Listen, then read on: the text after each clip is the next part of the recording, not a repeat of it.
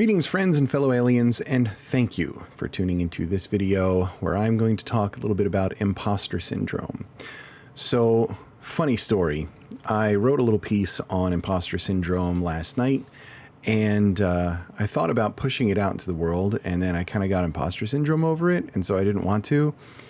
Which, when you see and hear this, you'll understand why I ended up doing so and just getting it out there. Because, look, this is something that a lot of us deal with, especially as creatives, artists, writers in particular, doctors, lawyers, well, maybe not lawyers, you name it. And typically, somebody's going to have a bout of imposter syndrome at some point in their life.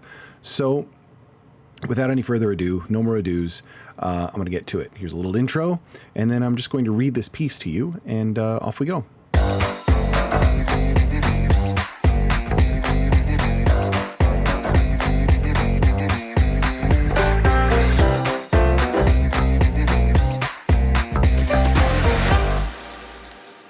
Okay, so I'm reading this directly off of my website. It's on my blog. If you just go to davidbatterina.com, you will see it there. And I also have it posted to Twitter, so you can go to my Twitter.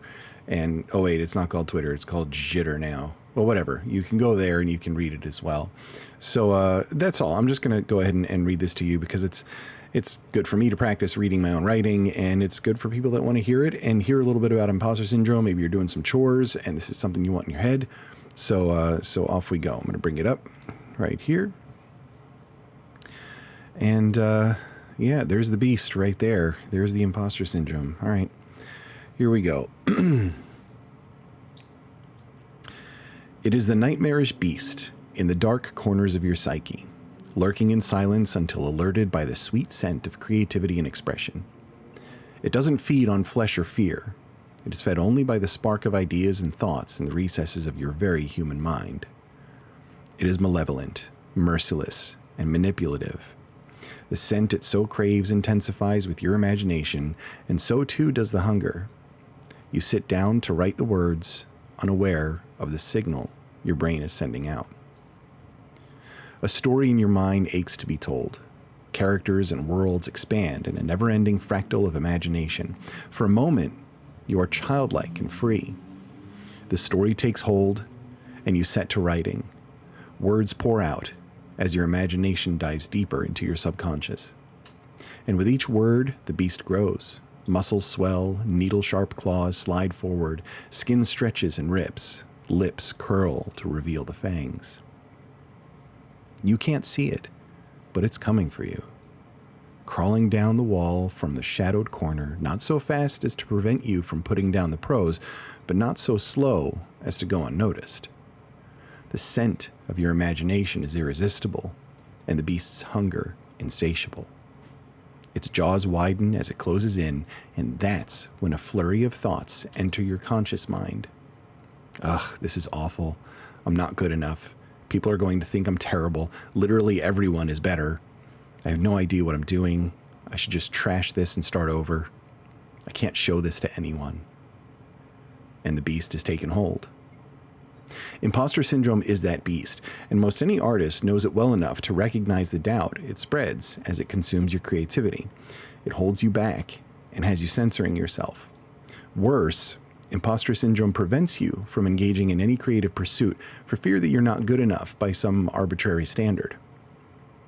Now, I'm not going to tell you to ignore the beast. I'm not going to tell you to forget about it or offer some platitude like everyone suffers from imposter syndrome. You've heard it all before. Physicians, nurses, and surgeons are among some of the most notable sufferers of imposter syndrome, as well as some of the most accomplished people in their respective fields. Imagine being on an operating table, anesthesia seconds away from putting you out, and your surgeon begins lamenting that he's not good enough. At any moment, everyone's going to discover that he's a fraud. Thanks for that confidence boost, pal. Please don't leave surgical tools in my chest cavity when you stitch me up. It's truth, though. There is no sating the beast. When you engage your creative mind, it catches the scent, grows, and hunts. There's no escape, there's no safety, there's no hiding. It will catch up to you. What I want you to do is something simple. Acknowledge it. Give it a name. Give it a face. Call it Mr. Fluffy Pants, if that helps. In fact, for the rest of this piece, I'm not going to call it imposter syndrome. I'm going to call it Mr. Fluffy Pants.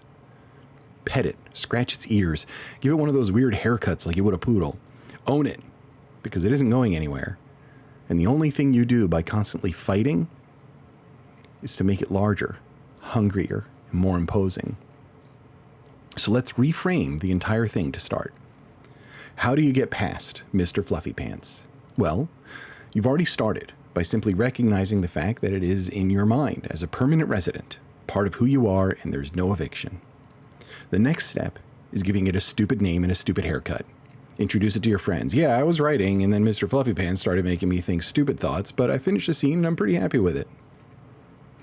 Everyone has their version of that awful creature for sure, and understanding why Mr. Fluffy Pants is part of you is understanding that you have an ego and a sense of self-awareness that is keeping you in check.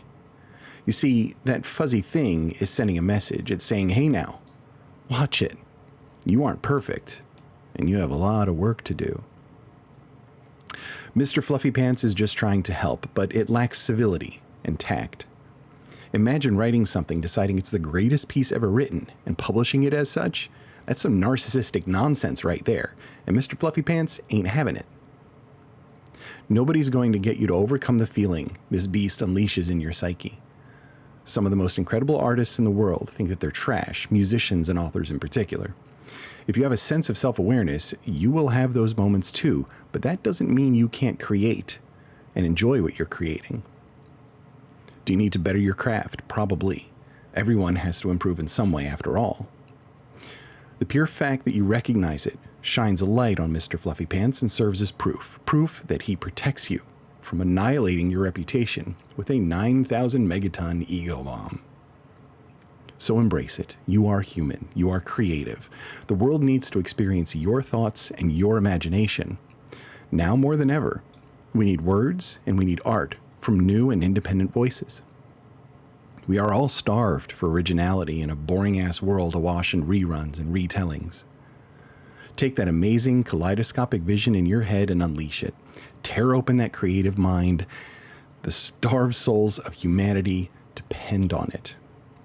Shape it, own it, shove it into the world, even if you're scared. You'll always feed Mr. Fluffy Pants. He is the companion that balances you, not something to be terrified of. He can't hold back the creativity that is in your head and in your heart. Sure, he may get a little grumpy and sulk from time to time, but so does my fat-ass cat when I cut back on his food. And you know what? He's still my companion, and we're still fond of one another, even if he gets hangry. Grab Mr. Fluffy Pants by the scruff, scratch his ears, rub his belly, understand that he's going to eat from time to time, and then give him the stupid haircut and express what you must. Your words and your creativity will resonate with others, and you will find your tribe. Mr. Fluffy Pants will be there every step of the way. So create and enjoy the ride. And that's it for that piece, folks. So thank you for listening to that. Imposter syndrome is indeed something that we are all dealing with, and it is something that we have to put in its proper perspective, and I'm hoping that that piece does just that. So just forget about the big dark beast that is imposter syndrome and embrace the Mr. Fluffy Pants. Call it that. Do that from now on. Always have that image of some kind of stupid creature in your head to just make it a little bit less intimidating. And it is really important to just get the words out. If you're a writer, if you're an author, don't sit there and self-censor when you haven't even tried to get your words out into the world. It's really important that we all hear them. So thanks again for watching. I hope you enjoyed that piece. If you'd like to read it, you can come to my site and do so. Again, davidbatterina.com. It's right there somewhere. And follow me on all the things. Certainly sign up for my email newsletter on the website if you do.